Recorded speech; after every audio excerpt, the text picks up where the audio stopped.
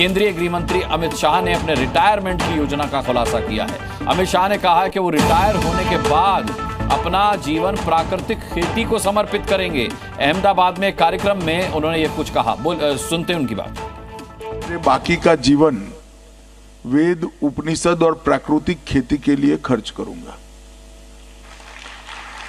ये प्राकृतिक खेती ये इस प्रकार का एक वैज्ञानिक प्रयोग है जो कई प्रकार के फायदे देता है। फर्टिलाइजर वाला गेहूं खाने से कैंसर होता है।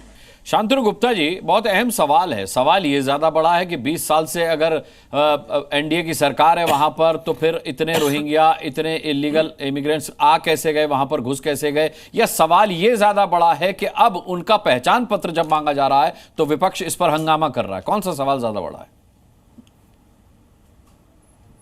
अनुराग भाई, हम लोकतंत्र में हैं, डेमोक्रेसी में हैं, और किसी भी विश्व के किसी भी देश में डेमोक्रेसी का सबसे बड़ा घटक है वह उसका इलेक्शन कमीशन।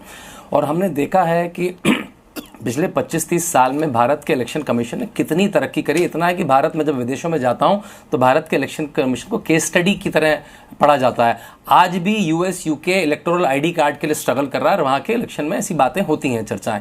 तो हमने देखा है किस तरह से हमारे यहाँ इलेक्टोरल कार्ड्स आए, इलेक्टोरल रोल्स बने, फिर ईवीएम बनी, और हमारा आज इलेक्शन कमीशन, आपको पता है, कई देशों के चुनाव कराने में कंसल्टेंट की तरह जाता है, कई में पर्यवेक्षक की तरह जाता है हमारा देश विदेशों में।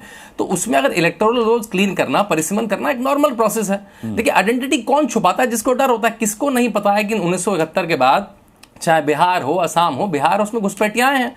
अनफेंस बॉर्डर हमारा आज इस 10 साल की सरकार में ही पहली बार फेंसिंग शुरू हुई है जो हमारे अनफेंस बॉर्डर रहे। तो अगर कोई काम शुरू हो रहा है तो आज से शुरू हो रहा है। आपकी टाइमिंग है, हमारे यहाँ तो कोई चुनाव हो रहा है, आप 24 में करते तो आप कहते ये चुनाव है, याद करते ये चुनाव है। तो मेरे ख्याल से इलेक्टोरल रोल्स अगर क्लीन हो रहे हैं तो वो सबको, सारी पार्टियों को साथ में आना चाहिए। मेरा वोटर तेरा वोटर क्या है?